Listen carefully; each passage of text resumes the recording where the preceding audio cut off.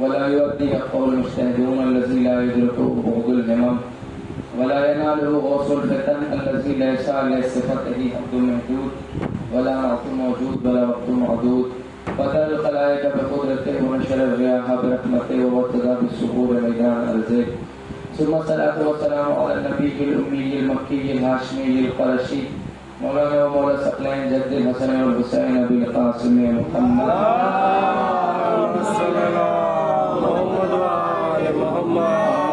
فقد قال علي بن طالب عليه الصلاة والسلام نوم على يقين أفضل من صلاة في خير في الشك صلوات على محمد اللهم صل على محمد وآل محمد. مولا علی علیہ السلام ارشاد فرماتے ہیں یقین کے اوپر کہ انسان کا یقین کے ساتھ سو جانا یہ بہتر ہے اس نماز سے کہ جو حالت شک میں پڑھی جائے. صلوات پڑھیں محمد اللهم صل على محمد وآل محمد. اپنے موضوع کے آغاز سے پہلے آپ عوامی حضرات سے آپ کے درمیان ہے تقریباً 10-11 دن.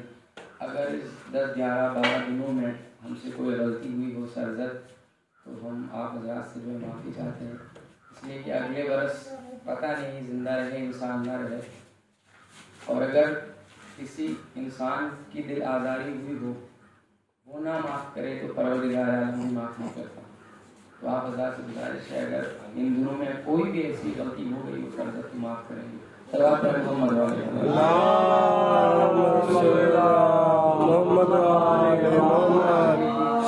یقین کے اوپر آپ سب کو مولا سلامت رکھیے آباد رکھیے خوش رکھیے مولا طول عمر عطا کرے عزت محفوظ رکھیے سب کے رزق میں اضافہ ہو. ایک اور صلوات پڑھیں محمد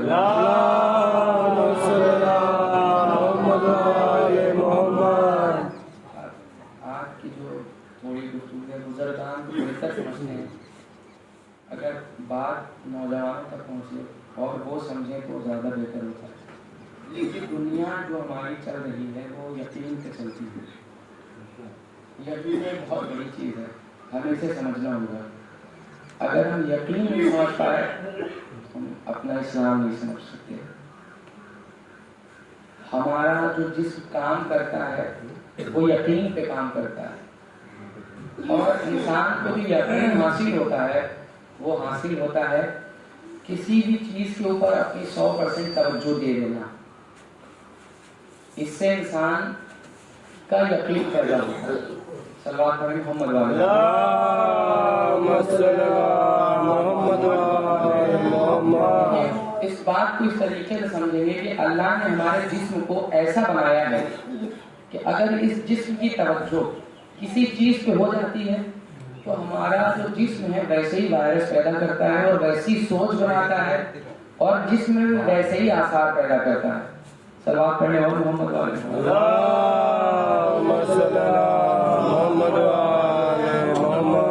توجہ کے ساتھ سنیں گے. مثال کے طور پر اگر کسی انسان نے کوئی بھی چیز دنیا کی ہو اس کی توجہ دنوں رات اسی طرف ہے تو آپ کا یقین وہیں پہ ٹھہر جائے گا. مثال کے طور پر کوئی انسان ایسا ہے کہ جس کی پوری توجہ اٹھتا بیٹھتا وہ سوچتا ہی ہے صرف بزنس کے لیے. اسے اپنے بزنس سے محبت ہے اسے پیار ہے. اپنے کام سے جس انسان کو محبت اور پیار ہوتی ہے اس کی ساری توجہ اسی طرف ہوتی ہے. اس کی لینگویج اس کی باڈی اسی حساب سے کام کرنے لگتی ہے. اسے خواب میں بھی وہی اس کا کام دکھنے لگتا ہے. پتہ ایسا کیوں ہوتا ہے؟ ایسا اس لیے ہوتا ہے کیونکہ اللہ نے ہمارا جسم ایسا بنایا ہے کہ آپ جس چیز پہ فوکس زیادہ کریں گے وہ آپ کو دکھنے لگے گا. مثال کے طور پر آپ اس سے بآسانی سمجھ سکتے ہیں. آپ یوٹیوب جتنے بھی لوگ استعمال کرتے ہیں نا آپ کو جو تھمبنیل ہوتا ہے نا جو جس نے یوٹیوب ایپس بنایا ہے گوگل استعمال آیا اس نے گوگل میں ایک چیز یہ بھی رکھی ہے. گوگل کو یہ ایک عقل دی ہے کہ گوگل سمجھتا ہے کہ آپ کیا دیکھنا چاہتے ہو. یوٹیوب اور فیس بک سمجھتا ہے کہ آپ کیا دیکھنا چاہتے ہیں. مثال کے طور پر آپ نے نوحے کی زیادہ ویڈیو دیکھی نا تو آپ جب جتنی مرتبہ یوٹیوب آن کریں گے تو تھمبنیل میں فرسٹ جو ہوگا وہ نوحے کی ویڈیو کہیں نہ کہیں سے ہوگا. اصل میں ہوتا یہ ہے کہ فیس بک اور یوٹیوب یہ سمجھتا ہے کہ یہ انسان میرے اوپر کیا سرچ کر رہا ہے. پھر یوٹیوب پھر اپنے اندر جہاں جہاں بھی نوحے ہوتے ہیں وہاں سے ڈھونڈ ڈھونڈ کے آپ کے پاس تھمبنیل کو بھیجتا رہتا ہے. سمجھ گئے بات کو؟ ایک سلام پڑھیں محمد وعلى اللهم صل على محمد وعلى محمد. تو سمجھتا ہے. آپ جیسے مثال کے طور پر آپ نے کوئی نوحہ دیکھنا ہوگا تو نوحے کا جو بیچ کی لائن ہوتی ہے اس کو آپ نے ڈالا اے اکبر کہاں ہو. آپ نے جیسے یوٹیوب پہ ڈالا نا یہ سرچ کیا تو اب یوٹیوب سارے نوحے سننے لگتا ہے. وہ اتنی تیز اسپیڈ ہوتی ہے نا سننے کے بعد جہاں بھی نوحہ ہوتا ہے وہ نکال کے آپ کو دے دیتا ہے. ایسے ہی ہوتا ہے مطلب آپ کی ساری توجہ کو وہ سمجھتا ہے. جو بھی آپ یوٹیوب پہ سرچ کریں فرسٹ پیج پہ وہ آتا جاتا ہے. اللہ نے انسان کا جسم ایسا ہی بنایا. آپ اپنی آنکھوں سے اپنے دماغ میں جو چلائیں گے جو سوچیں گے وہ آپ کی باڈی میں نظر آئے گا, وہ آپ کی گفتگو اور بات میں سمجھ آئے گا. آپ جتنا بھی اس کوشش کریں گے اسے چھپا لیں لیکن وہ چھپنے والا نہیں ہے. امام حسین علیہ السلام کا جو ذکر ہے نا آپ 10 دن اتنا کرتے ہیں کہ بے ساختہ کبھی کبھی آپ نہا بھی رہے ہوتے ہیں تب بھی نہا نکال رہا ہے, نہا انسان پڑھنے لگتا ہے یا کہیں جا بھی ہو نہا پڑھنے لگتا ہے. بعد میں انسان کی توجہ اس طرح آتی ہے کہ ہم نے تو نہا شروع کر دیا. تو بات سمجھ میں ہمارا یقین اللہ نے ہمارا جسم ایسا بنایا ہے نا اگر آپ کسی ایک چیز کی طرف توجہ رکھتے ہیں. جناب زلیخا نے کیا کیا تھا؟ جناب یوسف سے محبت ہو گئی تھی, ساری توجہ جناب یوسف کی. بات کو سمجھیے گا آپ اس زمانے سے بھی ریلیٹ کر سکتے ہیں اس چیز کو. محبت ہو گئی, اٹھتے بیٹھتے کچھ نظر ہی نہیں آتا سوائے جناب یوسف کے. اب انسان کی توجہ جس طرف رہتی ہے نا تو انسان کا دماغ آپ کام سمجھنے لگتا ہے, پھر اسے وہی سوچواتا ہے خواب میں جو یہ دن بھر سوچتا ہے. مثال سے آپ کے سامنے واقع کرنا چاہوں گا کہ یقین ہے کیا. بڑی عجیب ہے, آپ کبھی غور کریے یہ جسم, پھر آپ کو کہیں اس جسم کو اللہ نے پتا کیا کہا, اللہ نے کہا یہ پوری دنیا سے افضل ہے. کیا ہوگا اس کے اندر؟ اللہ کہہ رہا ہے چاند تارے سورج فرشتے جو کچھ بھی بنا ہے اس دنیا میں, جو کچھ بھی موجود ہے, جتنے بھی جانور ہیں, شجر ہیں, حجر ہیں, دریا ہیں, دریا میں مچھلیاں ہیں, اتنے اونچے اونچے پہاڑ ہیں, فرشتے ہیں, ایسے ایسے فرشتے ہیں جن کا قد آسمانوں کے برابر ہے. ان سے بھی کہہ رہا اللہ کہہ رہا نہیں یہ انسان بڑا افضل ہے. کیسے سمجھنا ہوگا؟ اب ہماری باڈی اور یقین کا کیا ہے, جدھر ہماری توجہ ہوتی ہے ہماری باڈی اسی حساب سے کام کرتی ہے. اصل میں یہ واقعہ بھی 100 سال سے کے درمیان کا ہے. امریکہ میں ایک شخص کو پھانسی ہوئی, سزا سنا دی گئی کہ تمہیں فلاں دن پھانسی دی جائے گی. تو وہاں کے جو کچھ سائنٹسٹ تھے انہوں نے کہا کہ جب اسے مرنا ہی ہے پھر تو کچھ ایکسپیریمنٹ اس کے اوپر کر لیتے ہیں. اور جب پھانسی کی سزا ٹائم ہو جاتی ہے نا تو سرکاری کہتی ہے کہ بھائی اس سے کچھ کام کراؤ, اسے کھیتی کراؤ. جب یہ مر رہا ہے جا رہا ہے تو کچھ فائدہ کروا کے جائے. تو اب جو امریکہ میں پھانسی سنائی جاتی ہے عمر قید کی سزا زیادہ ہوتی ہے کہ بھائی یہ پڑھا رہے گا کام کرے گا. جیلوں میں جو ہے کھیتیاں ہوتی ہیں اکثر سنا ہے تو کراتے ہیں, وہاں اس کو پھانسی کی سزا ہوگی, 16 دن تمہیں پھانسی دینا ہے. توجہ سے سنیے گا, قیدی کو پتا ہے ایک دم پکا کہ اسے کل پھانسی ہو جائے گی, لیکن قیدی سے یہ کہا گیا کہ تمہیں مارا تو جائے گا لیکن مارنے کا طریقہ الگ ہوگا. تمہیں کوبرا سانپ سے ڈسوا کے مارا جائے گا. اب قیدی کو پتا ہو گیا رات میں بھائی میں کل مرنا ہے, کوبرا سانپ ڈسے گا مر جائے گا. اب بتائیے پوری رات کیا سوچ رہا ہوگا, اس کے دماغ میں کوبرا سانپ چل رہا ہے, اس کی باڈی سمجھ رہی. توجہ سے سنیے گا, اس کے مائنڈ میں یہ چل رہا ہے کہ کوبرا سانپ کل کاٹے گا اور ہم مر جائیں گے. جب دوسرا دن آیا اسے کرسی پہ بٹھایا گیا, توجہ سے سنیے گا, کرسی پہ بٹھایا گیا اور اس کے ہاتھ پیر کو باندھا گیا, آنکھ میں باندھی گئی پٹی اور اس کے ہاتھ میں چبویا گیا 2 سوئی اس کے چبو دی گئی, وہ مر گیا. اسے لگا کہ کوبرا سانپ نے ڈس لیا. جب بعد میں اس کا پوسٹ مارٹم ہوا نا تو اس کے باڈی میں کوبرا سانپ کا زہر تھا. اب وہاں کے جو سرچ کرنے والے وہ پریشان تھے کہ بھائی یہ کیسے ہو گیا, تو پتا چلا کہ اس کی باڈی میں اتنا یقین آ گیا تھا کہ کاٹے گا, خود اس کی باڈی نے ریلیز کر دیا تھا کوبرا سانپ کا زہر بنا دیا تھا. اتنا سمجھتی ہے ہماری باڈی. سبق پڑھیں محمد والے آپ کبھی سمجھتے ہو نا آپ میں صرف ایک ہے, یہاں پہ اپنا دماغ اس سے سوچتے, ایسا نہیں ہے. آپ جا کے کسی بھی بکس میں پڑھیے, کسی بھی پوچھ لیجیے, کسی بھی عقیدے قرآن مذہب تاریخ کہیں پوچھیے, آپ میں ایک نہیں ہے. اللہ نے ہمارے جسم میں کئی عقل رکھی ہے. مثال کے طور پر جو ہماری اسکن ہے نا، فیس، اس کو اتنی سمجھ ہے کہ اس سے کب پسینہ نکالنا ہے کب نہیں نکالنا. اگر ہماری باڈی سے پسینہ نہیں نکلے گا نا تو انسان مر جائے گا. ضروری یہ ہے کہ پسینہ نکلے، اور پسینہ نکلنا اس لیے ضروری کیونکہ وہ ہماری گندگی کو صاف کرتا ہے.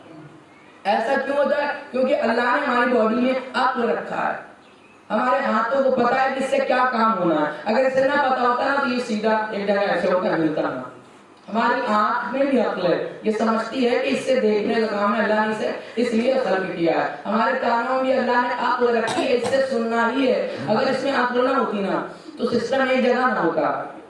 اب کبھی انسان ناک سے سننے لگتا، کان سے سنتا، الٹا ہو جاتا، سب الٹا ہو جاتا. کبھی آپ نے توجہ نہیں کیا کہ یہ سب ایک توازن سے ہو رہا ہے؟ ایسا کیوں ہو رہا ہے؟ اگر ایسا اللہ نے ہمارے پوری باڈی میں نہ رکھا ہوتا عقل اور سمجھ تو کبھی بھی یہ توازن تو بگڑ جاتی.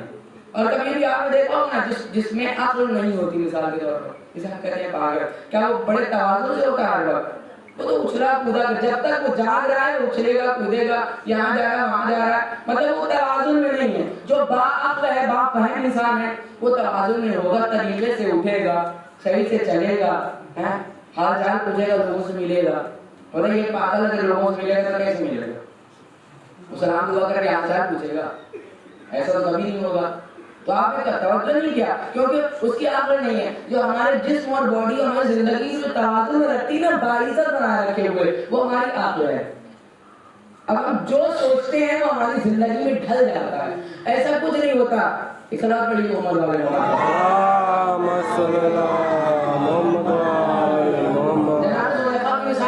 قرآن کہہ رہا ہے. ٹھیک ہے مولانا صاحب کیا بات کرنے لگے، ضروری ہے یہ چیزیں بیان ہونا.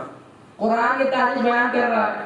قرآن واقعہ جناب زلیخا کو جناب یوسف سے لگاؤ ہو گیا محبت. اس کی وجہ ہوتی ہے جب انسان کسی سے لگاؤ کرتا ہے، اس کی کیا وجہ ہوتی ہے؟ کیا خود بخود ہو جاتا ہے؟ ایک انسان دوسرے ملک میں یہاں بیٹھے بیٹھے انسان سے لگاؤ ہو جائے، ہوتا ہے؟ نہیں ہوتا، ہوتا ہی نہیں ہے. کیونکہ لگاؤ ہوتا ہے انسان کی عقل سے، اور عقل کے لیے ضروری ہے کہ اس کے اندر سمجھ پہنچے.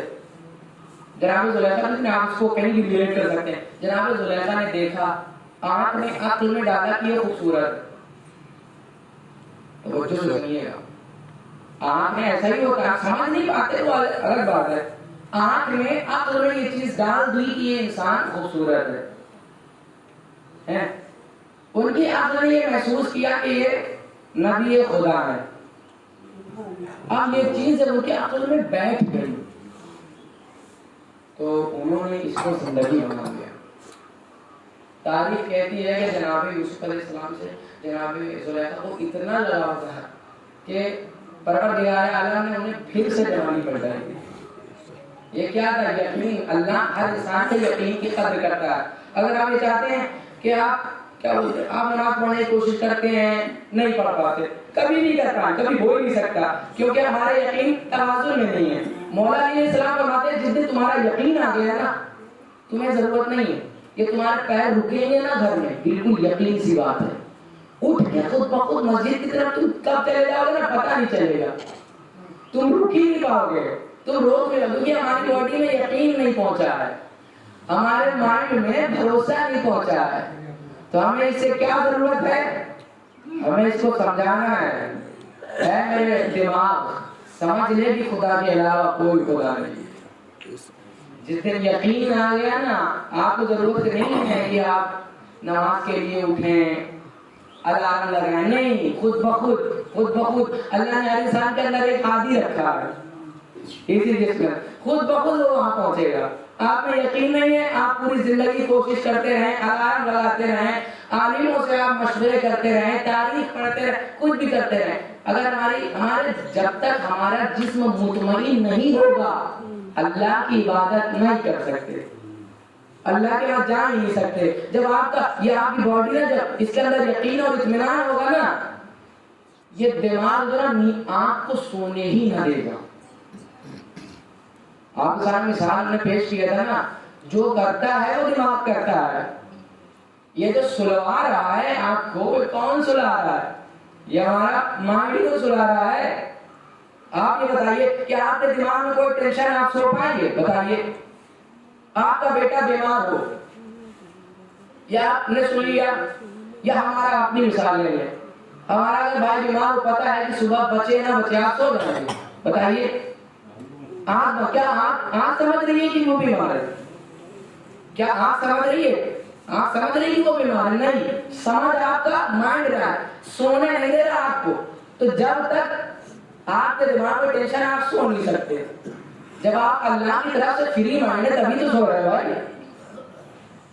اس کو سمجھانا ہے، سمجھ لو بھائی، دنیا فانی ہے۔ مولانا یا دنیا الیکانی امکان رستے ہمیں لیے تشوق لا ہانا ہیرو کے قد حیات غیری غوری لا حاجت لیفی کے۔ مولانا کیوں بار بار کہا تھا، کیوں بار بار کہہ رہے تھے کہ اے دنیا مجھے نہ پھنسا، مجھے اپنے لپیٹے میں نہ لے۔ اولاد اللہ نے کہا نا بڑی محبت کرو، تمہیں اولاد دیا، انسان کو اولاد سے بڑی محبت ہوتی ہے۔ اور آپ یہ بھی جانتے ہیں کہ شیطان کسی بھی شکل میں آ سکتا ہے، وہ اولاد کی شکل میں بھی ہو سکتا ہے۔ وہ ہو سکتا ہے، کہیں ہو سکتا بھی بات کریں نہیں، بات میں وہاں سمجھتے ہیں زوجہ بھی شیطان کی شکل میں ہو سکتی ہے۔ وہ کیسے؟ زوجہ لائق عزت و احترام ہے اس وقت تک جب تک وہ خدا کی عبادت میں خلل نہ پیدا کرے۔ ابا عزت و احترام کے لائق ہے، واجب ہے، لیکن اگر یہ اللہ کی عبادت میں خلل پیدا کرنا ہے تو یہ اسلام اللہ کہہ رہا نہیں، اب ان کی بھی نہیں سننا تمہیں۔ تمہارا مین جو سسٹم کنیکشن ہے وہ اللہ سے ہے۔ کل مدت تھا آج درمیان میں پیش کیا، ہر مدت ٹوٹ جائے گی۔ خوش ہے انسان، خوشی کی ایک مدت، کب تک خوش رہے گا، کتنا ہنسے گا؟ بتائیے آپ، ایک دن، 2 دن، 3 دن، 4 دن، 5 دن، سال بھر، 2 سال، 50 سال خوش رہے گا، 50 سال وہ ہنستا رہے گا؟ یہ مدت بھی ٹوٹ جائے گی۔ مولا علیہ السلام نے اپنے خطبے میں آخری میں کہا تھا کہ خوشی کی بھی مدت ختم ہو جائے گی۔ انسان غمزدہ ہے، کب تک غمزدہ رہے گا یہ بتائیے؟ اسے جب انتقال ہو کب تک رہے گا؟ چلیے ہم نے 10 سال کہہ دے، 10 سال تک تڑپ تڑپ کے انسان ہوئے گا۔ 11، 12، 15 سال میں تو یہ وقت ختم ہوگا نا، غم جائے گا نا۔ یہ دن کی مثال دی جاتی ہے، دن روشن ہے، کب تک روشن رہے گا؟ کبھی نہ کبھی اس پہ آ کے اندھیرا چھا جائے گا، یہ وقت بھی جائے گا، رات آئے گی، رات کب وقت ختم ہوگا، دن آئے گا۔ اللہ نے یہ نظام چلایا ہے، اللہ نے نظام چلایا ہے۔ کسی کو اللہ نے طول عمر دیا ہے، وقت زیادہ یا کم ہو سکتا ہے لیکن وقت ختم ضرور ہوگا۔ وقت زیادہ کم ہو سکتا ہے، کوئی انسان 100 سال جیا، کوئی انسان 90 سال جیا، کوئی 60، 70، 50، 65، 200، یہاں تک کہ روایت میں نہیں لوگ 400، 500 سال تک زندہ رہتے تھے۔ لیکن یہ کیا بتائیے، ایسا تھوڑی نا کہ وہ آباد ہو گیا، آبادی ہو گیا۔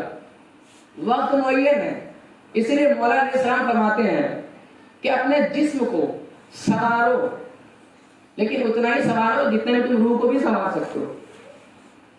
اللہ فرماتے ہیں کہ اس جسم کی کوئی حقیقت نہیں ہے، اس کا وقت معین ہے۔ آج انگلیوں میں بڑی طاقت ہے، ایک وقت ایسا آئے گا کہ یہ انگلیاں ہلیں گی نہیں، یہ ادھر پر آئیں گی، دھیرے دھیرے ہل رہی ہوں گی۔ آج ہاتھ میں بڑی طاقت ہے، اس کا ایک وقت معین ہے۔ مولا فرماتے ہیں کہ یہ کب بوڑھا ہوگا؟ مولا علیہ السلام فرماتے ہیں تمہارا جسم کب ضعیفی کی طرف جا رہا ہوگا، دھیرے دھیرے تمہیں پتہ نہیں چلے گا، تم سمجھ نہیں پاؤ گے تمہارا جسم کب ضعیف ہو گیا۔ روز تو جوان اٹھ رہے ہیں لیکن کہیں نہ کہیں پرسنٹ میں ہم ضعیفی کی طرف چلتے چلے جا رہے ہیں۔ مولا فرماتے ہیں کہ روز جو ہم سوچتے ہیں نا کہ ہمارے اندر قوت و طاقت ہے، ہم ضعیفی کی طرف جا رہے ہیں۔ مولا فرماتے ہیں کیا کبھی تم نے سوچا نہیں کہ کون تمہارے جسم کو ضعیف کر رہا؟ بس وہی ذات خدا کی۔ صلوات پڑھیں محمد والے محمد۔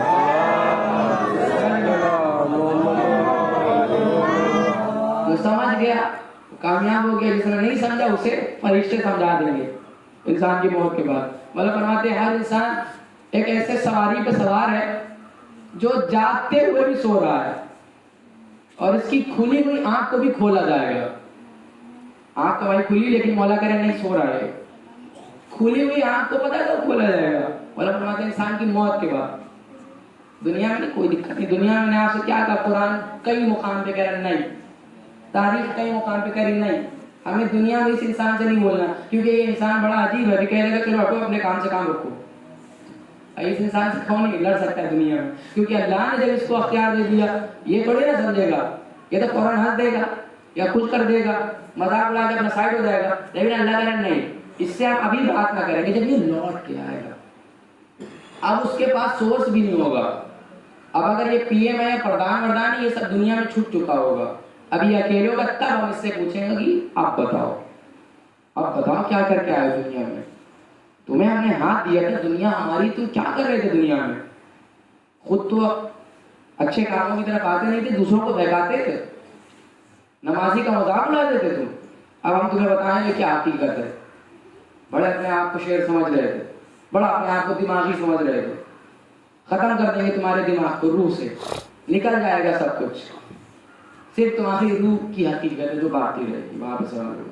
آخر میں ہم دعا کرتے ہیں پروردگار ہمارے اس جو مختصر سے اعمال تھے اس 10 دنوں میں, پروردگار تو اپنی بارگاہ میں قبول فرما, اور ہم سب کو زیادہ سے زیادہ اچھے کاموں کی توفیق عطا. کربلا میں امام حسین علیہ السلام کے مسائل سنتے ہیں. امام حسین علیہ السلام کا مقصد صرف جنگ نہیں تھا, امام کربلا پہنچے اور لڑنے لگے تھے. توجہ کی ضرورت ہے, شاید کچھ باتیں ہمارے سمجھ میں نہیں آتی, خود انسان اگر سوچ لے تو سمجھ میں آ جائے, حل ہو جائے یہ مسئلہ. امام حسین آخری وقت بھی کہہ رہے تھے کہ امام حسین کو یہ شوق نہیں تھا, امام جو کربلا میں نماز امام پڑھ رہے تھے, تیر چل رہی تھی, کہ امام کو کسی کو دکھانا نہیں تھا. دکھانے کے لیے فرشتے کافی تھے, اربوں کروڑوں. تعریف کے لیے تعریف کی بھی ضرورت نہیں تھی, تعریف اللہ کر رہا ہے, فرشتے کر رہے ہیں, نبی کر رہے ہیں, انہیں تعریف کی کیا ضرورت ہے. کربلا میں امام حسین علیہ السلام نے مصلی بچھا کے بتایا کہ یہی وہ حقیقت ہے جس کے لیے حسین نے اپنے آپ کو بھی کچھ نہیں سمجھا. امام حسین علیہ السلام یہی تو کہہ رہے تھے یزیدی لشکر سے, تمہارے پاس میں تمہیں آخری مہلت دے رہا ہوں, جبکہ یہ مہلت اسے دی جاتی ہے جس کے پاس ظاہری طاقت ہے. یزید کے پاس ظاہری طاقت تھی, وہ سوچ رہا تھا میں نے حسین کو مہلت دی ہے. حسین علیہ السلام کو اس نے مہلت نہیں دی تھی, امام حسین نے خود اسے مہلت دی تھی کہ شاید یہ سمجھ جا, کوئی ایک سمجھ جا. تاریخ یہ ہے کہ جناب حور علیہ السلام کو شب عاشور سمجھ میں آ گیا تھا کہ حقیقت کیا ہے. آج 12 محرم اور آپ کے درمیان داخل ہو گئی ہے. امام حسین علیہ السلام کے اصحاب و انصار سب شہید ہو چکے ہیں. تاریخ کہتی ہے کہ ایک مرتبہ جب سب شہید ہو گئے تو شمر نے پتہ ہے کربلا کی بات کیا تھی. شمر نے کہا کہ اب ہمیں قافلے کو روانہ کرنا ہے. شمر کچھ اونٹ کو لے کے آیا اور کہا کہ لاؤ میں تمہیں سوار کر دوں.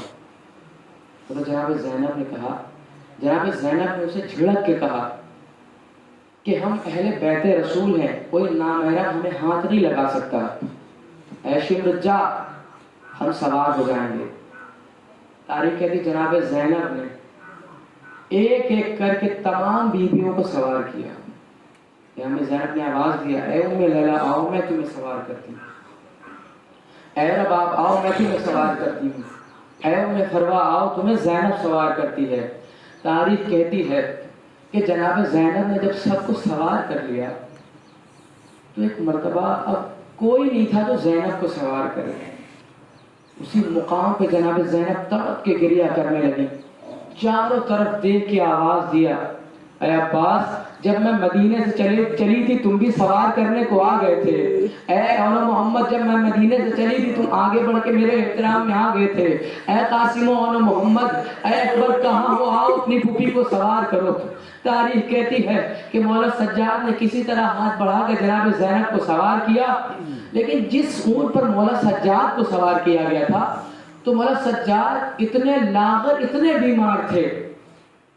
اس بیماری کے بعد بھی شمر ملعون نے اتنا ظلم کیا کہ آپ کو ہاتھوں میں ہتکڑیاں, پیروں میں بیڑیاں اور کمر میں لنگر, گلے میں خاردار پاؤں لوہے کا پہنایا. اس طریقے سے جکڑ دیا کہ تاریخ کہتی ہے کہ کربلا میں جیسے ہی یہ قافلہ چلا ہے مولا سجاد اونٹ پہ نہ سنبھل سکے. تاریخ کہتے جیسے ہی مولا سجاد اونٹ سے نیچے گرے تو شمر نے یہ ظلم کیا کہ مولا سجاد کے دونوں پیروں کو اونٹ پہ رکھ کر دونوں پیروں کو باندھ دیا.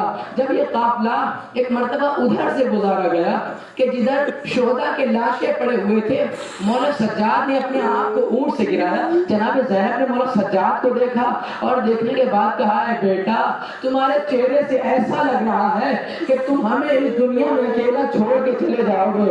اے بیٹا سجاد, عباس و علی اکبر نے ہمارا ساتھ چھوڑ دیا, کیا تم بھی ہمیں اکیلا چھوڑ کے چلے جاؤ گے؟ مولا سجاد کہتے, پھوپھی اماں, ارے وہ جوان بیٹا کتنا مجبور ہے کہ جس کے سامنے اس کے باپ کا لاشا بے گور و کفن کربلا کی زمین پہ پڑا ہوا ہے.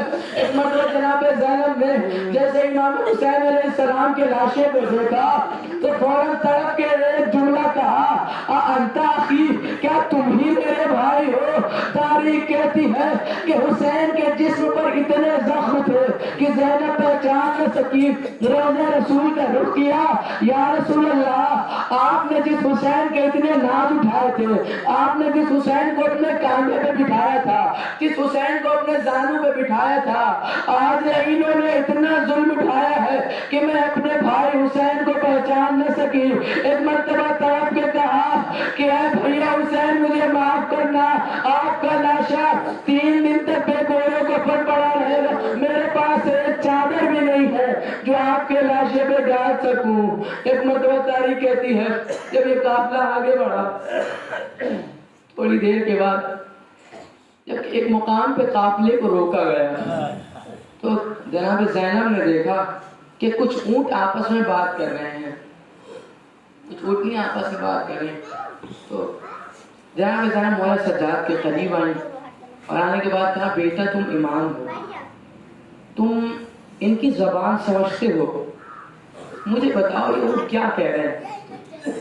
ایک مرتبہ مولا سجاد نے ایک جملہ کہا, مولا سجاد تڑپ کے رونے لگے. رونے کے بعد کہا, پھوپھی اماں, یہ جانور آپس میں بات کر رہے ہیں کہ اے بھائی دیکھو ذرا آہستہ چلنا, سکینہ 3 دن کی بھوکی پیاسی ہے, انہیں کوئی تکلیف نہ ہو. ایک مرتبہ مولا سجاد ایک بار تڑپ کے کہنے لگے, بابا ہم پہ ایسا وقت آ گیا کہ جانور بھی ہم پہ ترس کھا رہے ہیں, لیکن شمر ملعون نے کسی مقام پہ ہم پہ ترس نہ کھایا.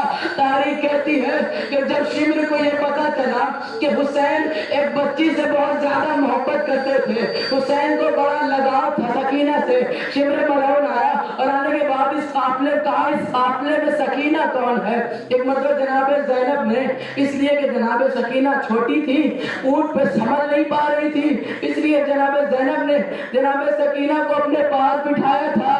تاریخ کہتی ہے کہ ایک مقام پہ شمر نے قافلہ روکا اور روکنے کے بعد جناب زینب کو, جناب سکینہ کو جناب زینب سے الگ کیا اور ایک الگ اونٹ پہ باندھ دیا. تاریخ کہتی ہے کہ جب وہ اونٹ چلتا تھا تو جناب سکینہ کا سینہ چھلنی ہوتا تھا اور سینے سے خون نکلتا تھا, تڑپ کے آواز دیتی تھی, اے پھوپھی اماں میری مدد کرو. ایک مقام پہ ایسا ہوا, بس آخری جملہ سنیے گا تصور سے. ایک مقام پہ ایسا ہوا کہ امام حسین علیہ السلام کا سر جو جس نو کے نیزہ پہ تھا, مولا کا سر آگے نہیں بڑھا. تو شمر ملعون مولا سجاد کے پاس آیا اور آنے کے بعد کہا کہ اے سجاد, اگر تیرے بابا کا سر آگے نہیں بڑھانا تو میں تجھے اتنے ہی تازیانے ماروں گا. لوگوں نے بہت کوشش کی لیکن امام حسین کا سر آگے نہیں بڑھا.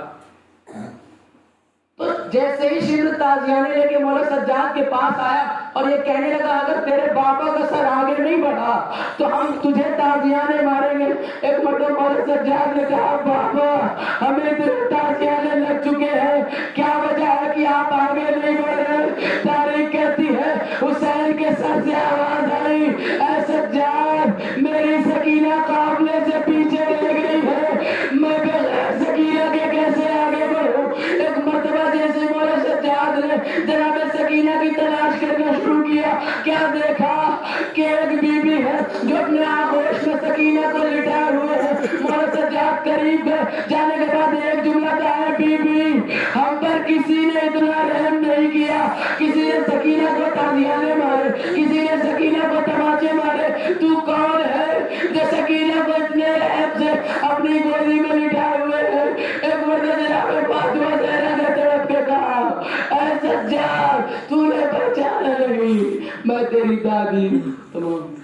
تمہارے ساتھ قافلے میں پیچھے اللہ عبداللہ القوم صاحب